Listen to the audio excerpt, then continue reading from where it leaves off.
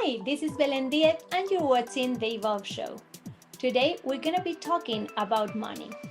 And we have a money coach and her name is Kendall Hamilton.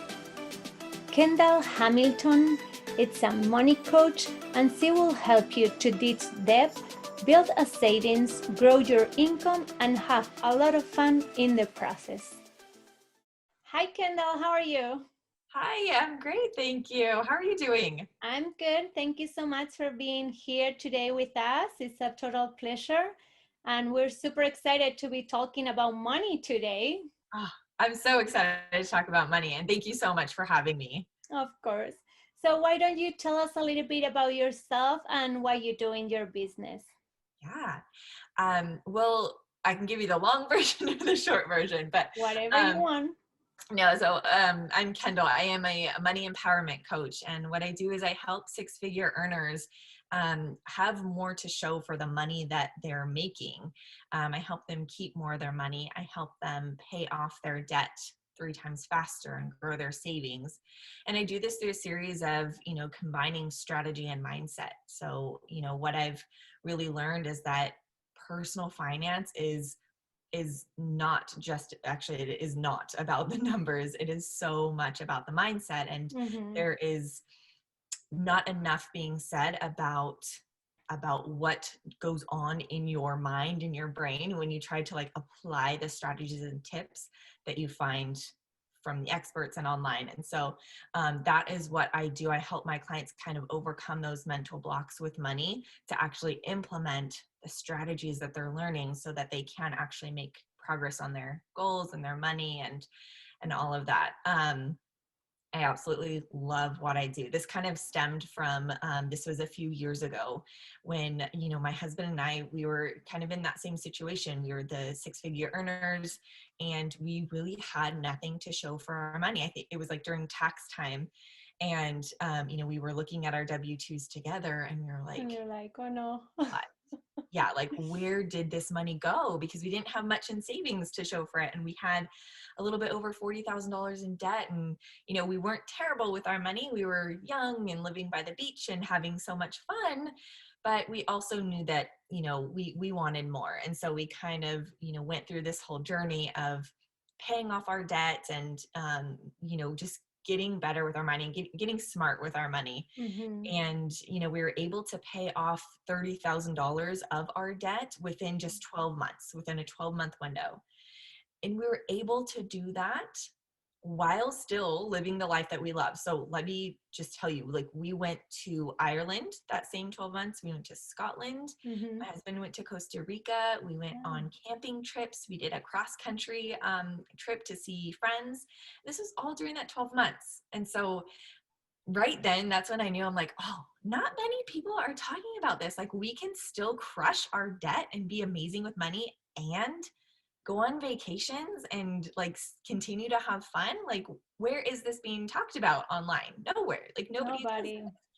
So that's when I knew. I'm like, okay, I was doing something different, and I knew what I was doing different needed to be taught to To everyone else as everybody. well. Mm-hmm. So that's kind of how I came to be in this industry, and I love every bit of it. I can talk about money all day. I love it. Yeah, I love money too. So it's so interesting because as you say, like it's like some things that people don't really talk about or they think like it's not like a good topic or people are scared of things. So what are some limiting beliefs? Because that's something like I was gonna talk about the limiting beliefs, but I was gonna mention like actually happens to me, like I realize like I never thought about it, and I'm good with money and I save and this and that. But then when I've been learning and reading things, I'm like, oh my God, like I always had like a scarcity mindset, even though like I never had any problems or like I was able to pay debt and everything. But it's just how you have the vision. So then if you're gonna buy something, I always question it. I'm like, oh, should I buy it? Well, I don't really need it. So it's always that kind of like mindset. So what are some limiting beliefs that you can see in your clients that you're like, oh my God, everybody's struggling with the same.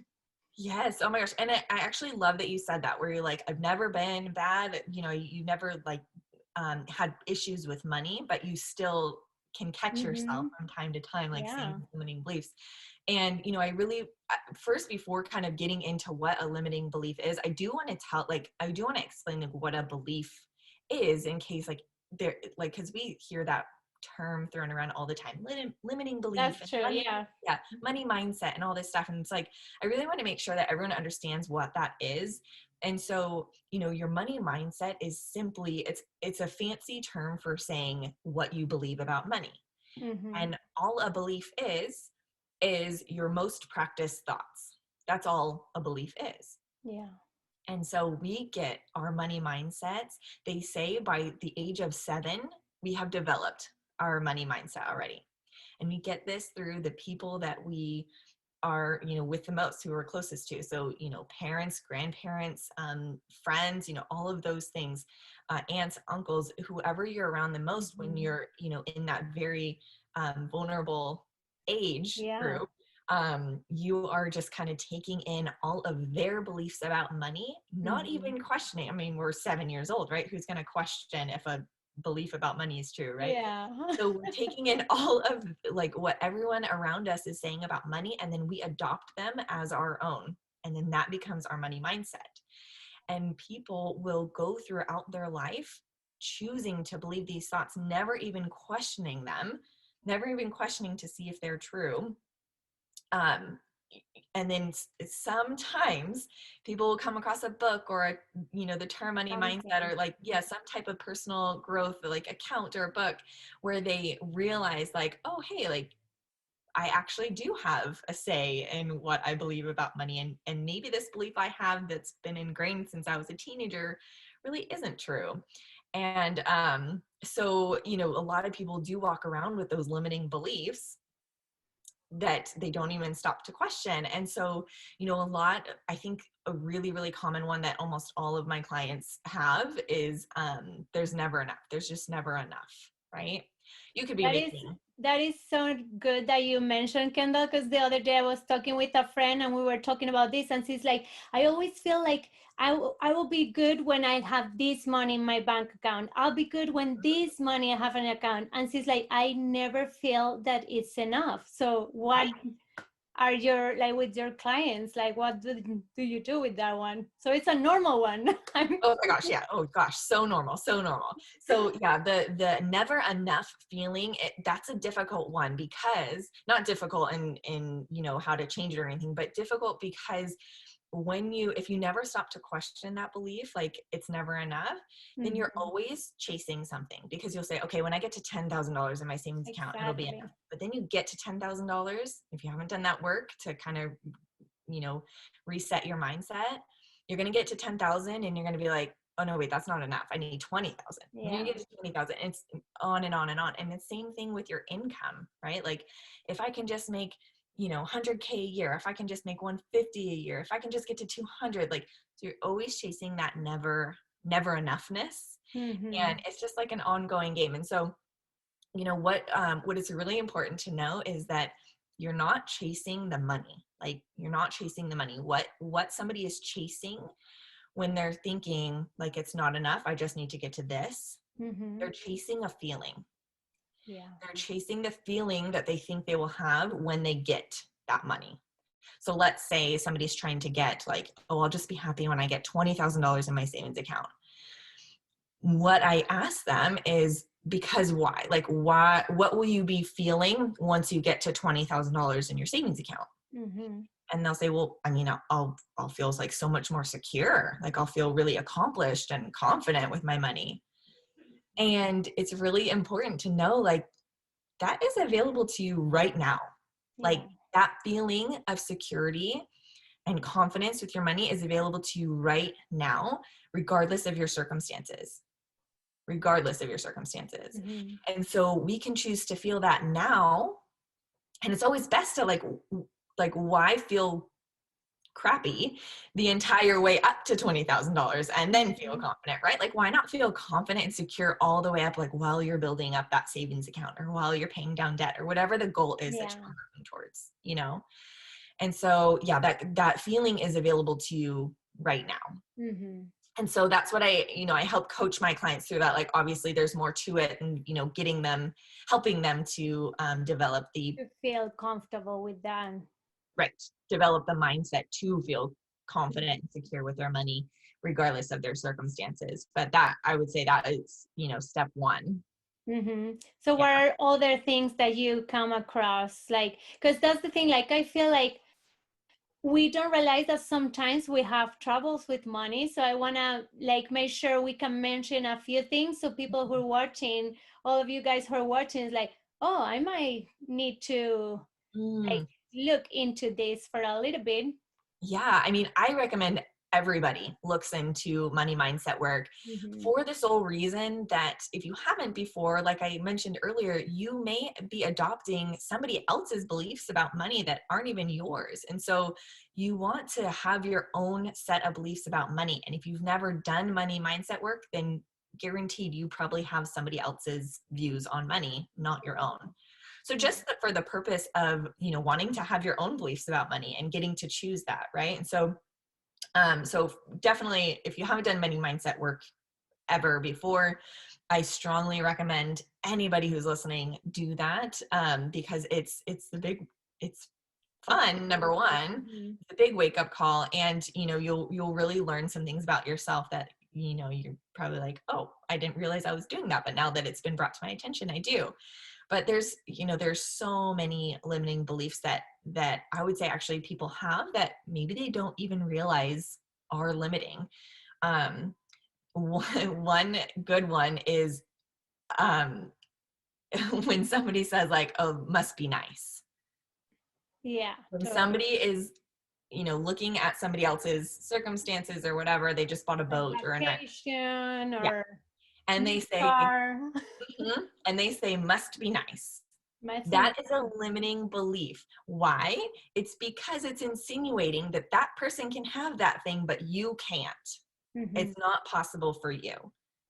And Yeah. so that right there, even if you can catch yourself saying that must be nice Mhm. or must be nice for them, that's Yeah. usually a limiting belief. Same thing, like, rich people are greedy, money doesn't grow on trees, you have to work hard for money. Mhm. There's so many different limiting beliefs that, that That we occur when we are just kids at home, and yeah. like as I was saying, like even if you don't have like problems with money or anything, whatever they have been telling you, like it's been there, like you have to save, or like Mm-hmm. another thing you were mentioning, like when they say like, oh, if somebody has a lot of money, like they're not a good person or things like that, like some people really believe those things, and they Right. go through life like that, so they never gonna be successful because they are stopping themselves. Exactly. Because if you have the belief rich people are greedy or they're bad people, Mm-hmm. you're like subconsciously blocking more money from coming to you or earning more money because you don't want to end up that way. You don't want to be greedy. You don't want to be a bad person. So it's like you're subconsciously blocking yourself from ever even having the chance to see if you would be a greedy person or a bad person, which, Yeah. I have a full belief that more money only makes you more of who you are, an amplified version of who you already are. So if you're Oh, already a so giving good. person, Yeah. if you're already a giving person, you're charitable, you are loving, you are, you know, valuable and helpful, just all of these things. I believe that more money coming into your life only amplifies that, only Your amplifies it. personality or who you are, right? Yes, absolutely. That is so cool. Yeah. Yeah, and I feel like it's something like what we've been talking, like it's so, those things like they are all there out there nowadays, but really like your parents don't tell you about it at school. Like why Oh, they don't teach you these things at school, like a basic thing, like if you have this income and you have these expenses, this is how much you can save, like basic things. I know. Like taxes, that's another talk for another day. Right, right. And it's so funny because money is such a taboo topic. It's like such this weird like vicious circle. So, money is such a taboo topic to speak about publicly, Mm-hmm. but we're expected to know everything about personal finance or be great with our money when Yeah. nobody's taught us to do it, but we can't ask anybody because everyone's too embarrassed to say anything out loud. And so it's just like this circle that we get ourselves into where it's like, well, how are Mm-hmm. we ever supposed to get ahead, or how are we ever supposed to be great with money if we're not taking the time to ask the questions, do our research, speak about it publicly? Like, sure, you don't have to go around saying like what your income is and all of that, but if you have questions on how to balance a checkbook or create a budget or pay off your debt, like, speak up, because not working on your finances can really be costing you. Yeah, I think it's like one of the biggest things, like I feel like for people, like you can work in your relationships, in your health, this, that, but really finance, like it's another main aspect of your life. And if you don't pay attention to it, like it can, like you're going to be struggling all your life. So Yeah. yeah, like for all the people who are watching today, like it just stop for a second, think about your finance, see where you are at, and like maybe you need some help from Kendall or like somebody else that can support you in that journey to learn. And as you were saying, like to see if maybe you have those limiting beliefs, or like if you're not managing your finance correctly. Right. Yeah. And I think that the reason why working on relationships and health and fitness and all of that is so easy to talk about is because you can't really hide it, right? Like, you can't hide the fact that you are overweight, right? Like, if Mm-hmm. people see you can't hide that fact. You can't hide the fact if you have, you know, acne everywhere, or you can't hide the fact that maybe you might not be doing the greatest in your marriage or relationship, especially if you're going out with friends and they kind of see that dynamic. You can't hide those things. What you can hide, though, is your money. You can't, That's nobody knows your bank account, right? Nobody can true. log in. Nobody can see the credit card debt that you have. Nobody can see what you have in your savings or your investment accounts. Nobody can see that. So it's really easy to hide. And so I think that makes it really easy to not talk about too. And what I want to do is just like get that conversation rolling, and having it be a more normalized conversation. Yeah. Money really, it really affects every area of our life. Like, it, Mm-hmm. it stems into every other area. When we are not confident in our money, it shows. How do you show up in the world as a wife, mother, friend, employee, business owner, etc., when you are not Well, confident? even your health or things like that, right? Oh, Like it's gonna come up because if you cannot pay a doctor or like all these things, like it's oh, just yes. everything. It touches everything. Yeah. And not to mention the stress that you're putting yourself under because of your finances, because you may not be getting it under control, causes health issues. Totally. And so not only does it cost you financially, it costs you physically as well.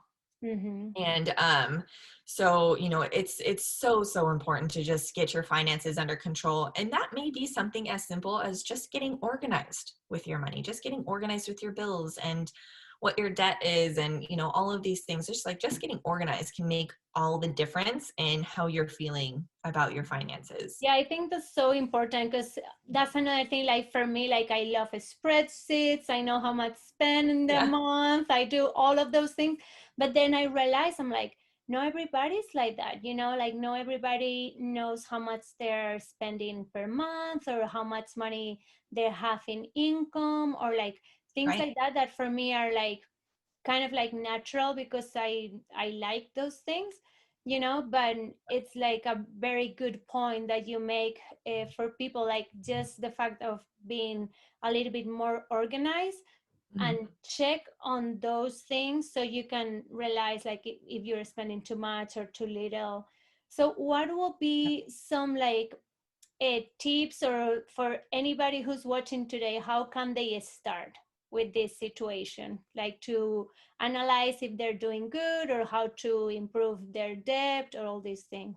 Yeah, I would say that's a great question. I would say the first step is to get organized, what I Mhm. mentioned earlier. So, um, if you can at least get organized with writing down what your expenses are every single month, what do you pay? What are your bills every single month? Write Mhm. all of that down. What are their balances? What are their due dates? Um, List out your debt. What creditors do you have? What's the interest rate, minimum payments, the balances, and the due dates? Write all of that out. Just get it down on paper so that you can see, like, just see your situation, Yeah. right? And then from there, you can craft a plan to either get your debt paid down, start spending within your means. Mhm. Um, and at the same time, of course, you want to be writing down what you spend in groceries and gas Mhm. and dining out and all of those fun things. You really want to get like a good snapshot of what your Mhm. finances really, really look like. And from there, once you have it down on paper, I promise, like, you will be in such a more confident, empowered place to make a decision on what to do next. Yeah. That was like for my husband and I, we wrote down everything. And I think once we saw it on paper, like You're like, our, oh. yes, our jaws dropped to the floor because we were spending, it was like, I think we were spending almost $500 over what we were making. And so every time that, like, completely answered our question of why can't we ever keep money in our savings? Well, that was why. And we had no idea. And had we not done that, just that step one, really basic exercise of just writing everything down and getting organized, we would have never known. And so that right there, that exercise right there saved us $500 right off the bat. That's And crazy. so, yeah. And so I would say, like, if you're looking for any place to start with, getting in control of your finances and just kind of, you know, just making everything like so that you have more to show for your money. Step one is just to get organized, know what your finances look like every single month. Mm-hmm.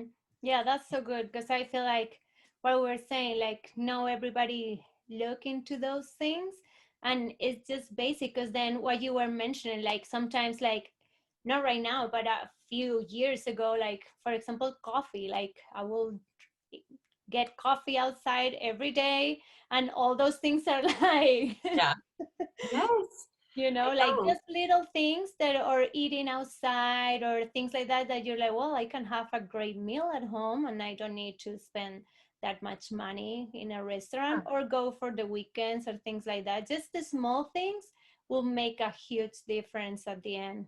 Yes, they really do. And I never ever tell my clients, I don't preach to my audience or my clients to cut expenses. Mm-hmm. I don't operate from that scarce mentality. But what I do like to tell them is, like I said, get a snapshot of To what you pay are spending. attention, yeah. Yes, exactly. Pay attention. And then from there, you get to decide, do I feel like I'm spending too much dining out every month? Maybe I can reel that into this amount. Mm-hmm. Or if you're like, no, like this is, If you like it. yeah, I like spending this amount. Like I really value going out with my friends and, getting drinks and stuff like that, Mm-hmm. then keep it. But at least, just, paying attention to those numbers is going to make all the difference. Yeah, that's so cool.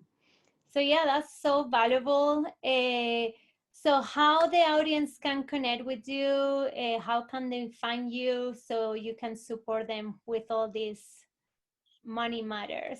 Absolutely. So I am most active on my Instagram. This is where I'm posting money tips, mindset shifts daily. I'm, Mm-hmm. getting into reels. So we're having a little bit of a laugh over there too. So you can definitely find me on Instagram. My handle is _ Kendall Hamilton _ Mm-hmm. find me there. And of course, if you have any questions about money or debt or spending or mindset or anything like that, Mm-hmm. just send me a DM and I can help you out. That's so great. Well, Kendall, thank you so much for being here with us today. It was a total pleasure. You are so welcome. I had so much fun.